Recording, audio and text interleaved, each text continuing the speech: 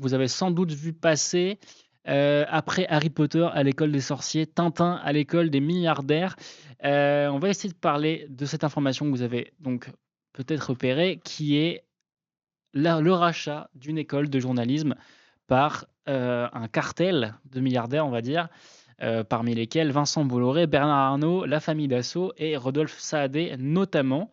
Alors qu'est-ce qui se passe? Là, je vous ai mis l'article de l'UMA là-dessus. Il se passe donc que 11 entreprises, pour la plupart détenues par des milliardaires, se sont mises en commun se sont alliées pour racheter pardon, l'ESJ Paris, qui est la première école de journalisme en France. Alors, c'est important de se poser la question de: ça veut dire quoi? Est-ce que c'est grave? Est-ce que c'est dangereux? On doit se poser plusieurs questions. Alors, d'abord, la première, c'est, il faut noter que l'école, donc l'ESJ Paris, c'est la plus vieille école de journalisme, alors je sais plus si c'est de France ou du monde, mais en tout cas, c'est vieux puisque ça a été fondé en 1899.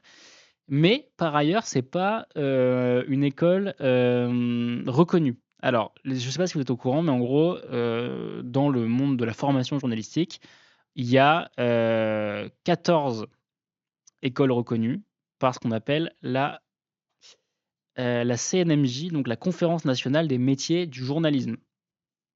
Cette école, cette conférence, pardon, elle est habilitée à reconnaître une école comme en gros dans le sérail des écoles reconnues. Ça ne veut pas dire qu'il y a que 14 écoles de journalisme en France, mais il y en a 14 qui sont reconnues et qui ont un espèce de prestige, qui sont le circuit prestigieux des écoles reconnues. En gros, c'est un peu un macaron.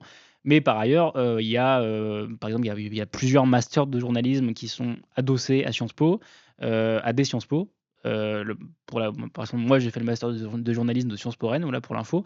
Mais il y en a aussi à Aix ou à Toulouse.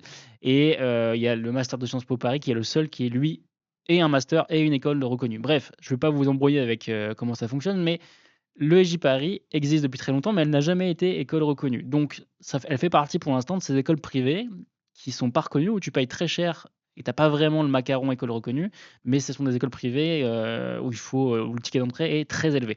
Et donc il est racheté. Donc qu'est-ce qui se passe? Il est racheté par donc plusieurs groupes, donc on a un groupe qui est le groupe Bayard, qui comprend Lacroix, Pellerin, le groupe Coudenvoye, des Dassault, donc qui possède notamment Le Figaro, CMA Media, c'est le groupe de, Rodolphe Saadé, BFM TV, RMC et la Compagnie de l'Odet qui est une des, branches de, Bolloré, Vivendi, donc Vincent Bolloré. On en retrouve aussi Pierre Gattaz dedans, l'ancien du MEDEF d'ailleurs. Hem, alors pourquoi c'est intéressant? Il faut se poser plusieurs questions, je pense, pour essayer de comprendre ce qui se passe. La première, c'est pourquoi ils le font? Ils le font pas par, philanthropie, ça vous vous en doutez, ni par amour de l'éducation nationale et de la formation des oui, c'est une école privée. Bah, de fait, de toute façon, à partir du moment où elle est rachetée par tous ces groupes-là, de fait, c'est une école privée. Donc la question qu'il faut se poser en premier, c'est quel est, le but? Quel est le but? Le but, on se dit: «Bah, oui, ils veulent avoir une école, à leur image, en gros, où ils peuvent former directement des journalistes qui seront ensuite très obéissants et qui seront à leur ordre». En gros, il y a sans doute chez les milliardaires cette idée que des écoles de journalisme sortent trop de journalistes de gauche. Enfin, vous savez, cette idée reçue qui veut que tous les journalistes sont de gauche. C'est pas vrai, hein, pour en fréquenter beaucoup, il y en a dans gauche, mais il y en a tout à fait un nombre, tout à fait respectable de droite, de centre, libéraux ou, voire d'extrême droite. L'idée probablement de départ, c'est de se dire: «On va avoir une école où on va pouvoir un peu maîtriser le contenu de formation et on va arrêter d'avoir des gauchistes qui sortent des écoles». Moi, ça me fait doucement rire parce que de fait, en fait, ils l'ont déjà ça. Enfin, je veux dire, les groupes dont on parle, donc on parle quand même de donc Bolloré, c'est-à-dire qu'on parle de CNews, le JDD, Europe 1, donc on parle quand même d'un énorme groupe. Bernard Arnault, on parle du Parisien notamment, on parle de BFM, on parle du Figaro, on parle de La Croix. Tous ces médias-là sont déjà ceux qui bénéficient largement des filières de recrutement vis-à-vis et des partenariats avec des écoles de journalisme. Donc ils ont déjà un vivier de journalistes, qui leur est garanti par les écoles de journalisme. Donc déjà, ça je trouve ça déjà, assez, le calcul qui consiste à penser que ça n'existait pas et qu'il faut que les mi il fallait acheter à tout prix une école pour s'assurer de ça, est un peu étonnant. Donc pour moi, effectivement, je me dis: «Bon, bah, du coup, qu'est-ce qu'ils veulent faire?» En fait, ils veulent pousser en disant, en se disant: «Bah, là, au moins, on est sûr d'avoir une école où, il y aura personne de gauche qui en sortira». Je pense que c'est ça le calcul. Heu, voilà, je trouve ça intéressant comme info parce que alors, c'est à la fois ça montre la mainmise des enfin, c'est très clairement un symptôme et un symbole de la mainmise des milliardaires sur, les médias français. Ça, c'est une certitude. On va se remettre la carte d'Archimède, si vous voulez bien, sur, qui possède quoi, mais parce que c'est toujours important de l'avoir. Voilà, si vous avez jamais vu cette carte, je vous la conseille. C'est bon, elle sera peut-être probablement un peu illisible, pour vous, mais en gros, c'est la carte qui montre qui possède quoi en France. Elle est faite par Acrimed et le Monde Diplomatique et vous voyez qu'en gros, il y a une poignée, donc l'espèce de cercle, le cercle rose là au milieu, c'est la poignée de groupes ou de milliardaires qui possèdent, bah, toute la forêt, des médias français. Donc voilà, en gros, je la conseille. Ils la remettent à jour tous les ans en décembre, donc la prochaine va arriver dans pas longtemps. Mais voilà, ils sont en gros une vingtaine, quoi. Une vingtaine à posséder, l'essentiel des médias et c'est encore pire pour ce qui est de la presse quotidienne régionale où ils sont, voilà. C'est en gros 9 milliardaires possèdent plus de 80 des médias en France et si on monte à 15 milliardaires, on est quasiment à 100 des médias, sauf évidemment l'Humanité qui n'est pas propriété d'un média d'un milliardaire, je le rappelle. Nous sommes une propriété de nos lecteurs et de la Société des journalistes de l'Humanité. Hem et donc, qu'est-ce que je disais? Ouais, donc évidemment que ça c'est un signal de la mainmise capitaliste, et des grandes fortunes sur les médias français, ça c'est une évidence. Est-ce qu'il faut s'en inquiéter? Oui, dans la mesure où, ça montre qu'on va vers le pire, enfin vers une espèce d'accélération du phénomène, ça c'est sûr. Après, ce que je veux pas qui me rassure, mais ce que je veux nuancer, c'est, j'ai l'impression qu'en fait, Heu, des milliardaires qui ont des écoles de journalisme qui produisent des journalistes chiens de garde, pour le dire très concrètement, ça existe déjà, en fait. Ça existe déjà et pour vous faire une anecdote, moi j'ai souvent la sensation quand je croise des gens qui ont fait des écoles reconnues, alors pas toutes, qu'en fait, ils ont très peu de recul sur le critique sur leur pratique du média. Et qu'en gros, ouais, il y a jamais de réflexion sur c'est quoi la responsabilité sociale et politique du journaliste. Ça veut dire quoi donner la parole? Ça donner la parole à enfin, on a un p nous, journalistes, nous avons le pouvoir de donner la parole à des gens et donc on peut choisir qui prend la parole.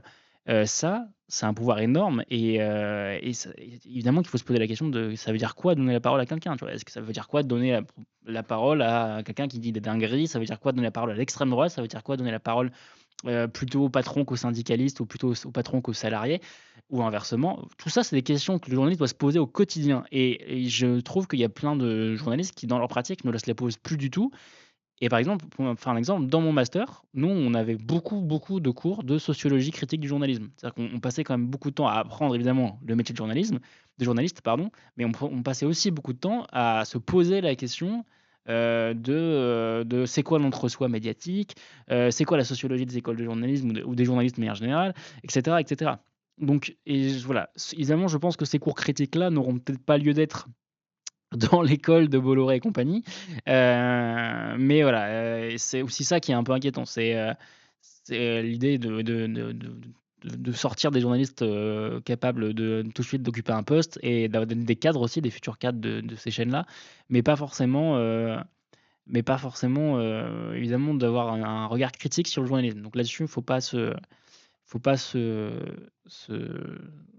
leurrer sur ce qu'est l'objectif. Je vous cite un peu des exemples du papier, de l'UMA. Donc il y a par exemple, il y a une journaliste de Arrêt sur Image, Nassira El Moadem qui dit, «L'ESJ n'est pas reconnu pour la profession et le journalisme d'excellence n'y a pas sa place depuis longtemps. Demandez aux étudiants et aux professionnels qui sont passés». Donc déjà l'école a déjà une réputation un peu sulfureuse. En revanche, l'objectif politique d'une telle démarche est clair, donc c'est ce qu'on se disait tout à l'heure. D'autant plus clair qu'il y a déjà une annonce de nomination de qui présidera l'établissement. Il s'agira d'un certain Vianney d'Alençon, qui est un patron lyonnais et lui, pour le coup, on sait que c'est pas un c'est pas un gauchiste, quoi, hein. Donc quelqu'un, comme vous pouvez le voir, qui, voudrait f créer enfin, qui est à l'origine, pardon, c'est déjà été créé, du rocher Mistral, qui est un peu le Puy du Fou, provençal. C'est pas aussi gros que le Puy du Fou, mais c'était son modèle. C'est un voilà, quelqu'un qu'on dit proche de Bolloré et Vianney, déjà, ça veut tout dire. C'est oui, on ne juge pas, on ne juge pas. Et la particule aussi, ça joue. Donc voilà, le profil de celui qui dirigera cette école déjà, montre un peu l'orientation idéologique de l'ensemble, mais par ailleurs, il y a un sujet qui m'interpelle, c'est-à-dire là, concrètement, ce à quoi on assiste, c'est à un cartel. C'est-à-dire, à l'échelle d'une école, hein, certes, mais c'est-à-dire que des milliardaires se mettent tous d'accord. Et là, vraiment, on n'a pas tous les médias, mais on a quasiment un arc très large de médias qui qui se mettent d'accord pour avoir quasiment qui s'apparente presque à un monopole. C'est-à-dire que si tous ces gens-là se mettent d'accord pour, c'est des gens qui finalement sont en concurrence et passent leur temps, pardon, à se bouffer et à se racheter entre eux. Si là, ils arrivent à s'entendre, déjà on est sur une situation en termes de concurrence, c'est un peu étonnante et surtout est-ce que ça va tenir? Moi, c'est ma vraie question. C'est-à-dire, du coup, il y aura un conseil, il y aura une direction où toutes ces entreprises seront représentées, un conseil d'administration, pardon. Moi, je serais curieux de voir combien de temps ça va tenir. C'est-à-dire, ils sont peut-être d'accord pour acheter l'école, mais je objectivement, même s'ils sont tous des patrons qui ont une ligne de droite, il y a une différence entre l'idéologie véhiculée par le groupe Bolloré et l'idéologie véhiculée par le groupe Rodolphe Saadé, par exemple. Rodolphe Saadé, c'est un macroniste pur jus. Quand il a racheté BFM, il expliquait qu'il fallait, être beaucoup moins critique envers la politique macroniste, enfin, c'est des choses comme ça. Mais c'est pas du tout, la même ligne. C'est un libéral aussi, hein, mais c'est pas la même ligne que Bolloré, objectivement. C'est pas BFM, c'est pas CNews. On peut critiquer BFM sur plein de points, mais c'est pas CNews idéologiquement.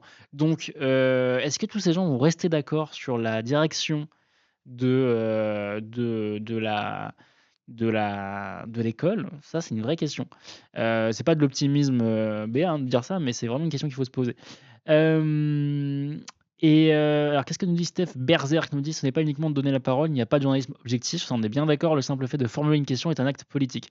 Oui, tout à fait, parce que formuler une question, c'est déjà, témoigner d'une vision du monde et c'est déjà, une question plutôt qu'une autre, c'est un angle aussi, évidemment. Donc tu as bien raison de le dire. Je prenais l'exemple de donner la parole, hein, mais il y en a plein, mais en tout cas, toute la pratique journalistique mérite de faire en permanence une autocritique ou en tout cas d'avoir un recul critique sur ce qu'on fait. Je remarque que chez beaucoup de confrères, c'est un réflexe qui est absent. Et beaucoup de confrères aussi qui sortent d'école de journalisme pensent que être neutre alors qu'ils véhiculent juste l'idéologie dominante. Et en fait, ils prennent le libéralisme pour le neutre. Que le tu sais, c'est le fameux pragmatisme, c'est le réel, quoi. Voilà, l'idéologie dominante serait donc l'idéologie par défaut, donc le neutre. Il y a beaucoup de gens qui sont un peu dans cette illusion-là, pas que chez les journalistes, bien sûr, mais dans le journalisme, c'est assez confondant, d'observer ça. Bref, voilà, c'était ce que je voulais vous dire sur cette école-là. C'est assez, ah oui, une autre question que je voulais me poser, moi, c'était, parce que du coup, est-ce que l'école va être reconnue? Parce que du coup, leur objectif, c'est elle soit la 15e école reconnue, du sérail. Alors pourquoi c'est, intéressant d'être une école reconnue? C'est intéressant, c'est là où c'est un peu, en fait, j'ai envie de dire, ils ont pas besoin d'être une école reconnue parce que l'avantage d'une école reconnue, c'est aussi que ça te donne un prestige sur le diplôme et que en tant qu'élève de cette école, ça donne accès à des médias. Par exemple, pour bosser au Monde, par exemple, ou TF1, si vous faites pas d'école reconnue, il y a très peu de chances qu'en sortie d'école, on vous recrute à TF1 ou au Monde. Ils recrutent en priorité ou voire exclusivement dans des médias, dans les écoles, reconnues. En revanche, ça veut pas dire que tu te fais pas recruter dans les autres écoles, mais donc là, on peut se dire, les gens qui seront à l'ESJ Paris, bah, ils ont la quasi-certitude de trouver du boulot à BFM, à CNews, à Europe 1, Au Figaro, bref, tous les médias qui sont partenaires, en fait. De fait, c'est presque un débouché, quasiment, quasiment, officiel, quoi, enfin quasiment certain, quasiment garanti. Donc moi, je pense qu'il y a pas mal de gens qui vont s'inscrire. Ça va être alors il y aura faut voir à quel point ils vont évoluer la politique, mais le ticket d'entrée va être probablement encore cher. Mais on va regarder d'ailleurs. Regardons ensemble combien ça coûte à l'heure actuelle de faire de l'inscription à l'ESJ Paris. On va regarder ça ensemble. Hop, alors, les frais de scolarité à l'ESJ Paris. Eh bien, les droits de scolarité pour la promo alors 2004-2025 par formation. Alors, frais de dossier 300 balles, frais de candidature 50 €. Je prends la ESJ, hein, j'ai pas fait il y a plusieurs cursus donc il faudrait voir le détail, mais en gros, vous voyez que c'est à peu près les mêmes échelles de toute façon. Les frais de scolarité s'élèvent à 6 700 €. Frais de dossier 300 € et frais de candidature 50 €. Autres frais, à la charge de l'étudiant, il y a des frais de recouvrement, frais de relance comptable. Heu, pour avoir son relevé de notes, faut payer 150 balles. Ça, c'est magique. La contribution à vie étudiante 95. Bon bref, en gros, vous avez une petite facture à aller à entre 7 500 € et 8 000 €, c'est ça en gros, si j'ai bien fait le calcul, à la fin? Ça, c'est pour les échanges. Voilà, bon, bah, bref, vous voyez bien que déjà, c'est pas tout le monde qui est en capacité de payer, de débourser cette somme-là et de après les écoles de journalisme, c'est cher de manière générale, rien que les frais de concours, rien que payer pour passer un concours, par exemple le l'EJ Lille, qui est une école reconnue cette fois, c'est déjà 150 € juste pour passer le concours, alors qu'il y a moins de 10 d'admis, donc bref. C'est déjà des machines à taxer du pognon, mais voilà. Hem, donc l'ESJ Lille n'est pas concerné. L'ESJ Lille, alors oui, alors l'ESJ Lille n'est pas l'ESJ Paris, hein, ça n'a rien à voir. C'est ESJ parce que c'est École supérieure du journalisme, mais c'est 2 écoles complètement séparées et l'ESJ Lille n'est pas racheté par Bolloré ni rien. Ça c'est voilà, et l'ESJ Lille est une école reconnue, dans les écoles reconnues, c'est une des plus prestigieuses pour le coup, voilà. C'est juste pour info, je sais pas si Caladine Greyjoy, tu es, fan de Game of Thrones, ça sans doute, mais est-ce que tu es, toi-même à l'ESJ ou est-ce que tu es concerné? Mais non, l'ESJ Lille n'est pas racheté. Mais voilà, pour autant, il faut regarder qui est au conseil d'administration de l'ESJ Lille, mais je pense qu'il y a potentiellement aussi des gros médias qui sont conseil d'administration de l'ESJ Lille. Tiens, on va regarder ça aussi, ça m'intrigue. ESJ Lille, conseil d'administration. Ouais, regarde, hop, alors, est-ce que c'est encore valable? Ouais, non, c'était en 2019, donc je sais pas si c'est encore juste ça. Organisation, le conseil d'administration. Ouais, alors le conseil d'administration de l'ESJ Lille en 2023, où on a Louis Dreyfus qui est donc, le président du directoire du journal Le Monde. C'est pas un milliardaire, mais c'est quand même pas loin. On a, ça c'est une ancienne journaliste, je pense. Non, on a ouais, c'est Céline Pigalle qui est la directrice du réseau France Bleu, donc c'est service public. Et après oui, on a déjà alors c'est pas tout à fait la même chose, c'est pas des propriétaires, c'est pas des milliardaires, mais on a déjà des directeurs de groupes de médias qui sont dans le gros dans le conseil d'administration de l'ESGIL. Mais c'est assez normal, c'est pas tout à fait la même chose, ce sont des journalistes, voilà, Cyril Auffray, rédacteur en chef de TF1, c'est une journaliste. Sarah Ichou, directrice du Bondic Blog, voilà, par exemple, c'est une journaliste aussi. C'est pas tout à fait la même chose d'avoir au conseil d'administration des anciens journalistes ou directeurs de rédaction et avoir les propriétaires des médias. C'est pas tout à fait la même chose. Donc voilà, c'était juste à titre d'information. Le gilet qui fête d'ailleurs ses 100 ans, je crois. Oui, c'est ça, le gilet fête ses 100 ans. Bref, je voulais vous parler de ça parce que je trouvais ça toujours intéressant de montrer à quel point, il y a quand même une entreprise capitaliste de main basse sur les médias. Hem, voilà pour, ce que je voulais vous dire sur la fabrique des journalistes et sur cette information de rachat de Mila Jipari n'a jamais été reconnue ou elle a perdu sa qualification? Elle a jamais été reconnue. Elle a jamais été reconnue. Donc voilà, c'est l'objectif là, c'est qu'elle devienne l'objectif affiché dans le communiqué de presse de rachat de tous ces groupes-là, c'est qu'elle devienne une école reconnue.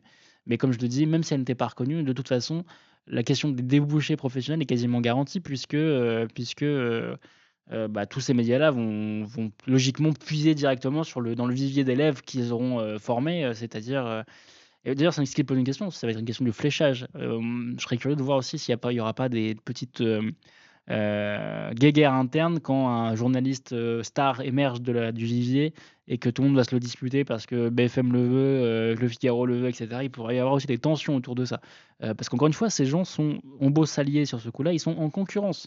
Et ça reste le monde impitoyable du capitalisme. Donc, dès qu'ils je suis pas sûr que leur intérêt commun, actuel, soit tout à fait, convergent, sur le long terme. Mais, peut-être que c'est moi qui me peut-être ils sont beaucoup plus copains que ce qu'on imagine, mais je crois pas. Je pense qu'à un moment, il y a des ind il y a ce sont des ce sont des marchands de tapis, ce sont des capitalistes, donc à un moment, s'ils commencent à empiéter sur le marché des uns et des autres, ça va être des guerres internes. Donc je serais curieux de voir comment ça va être dirigé tout ça.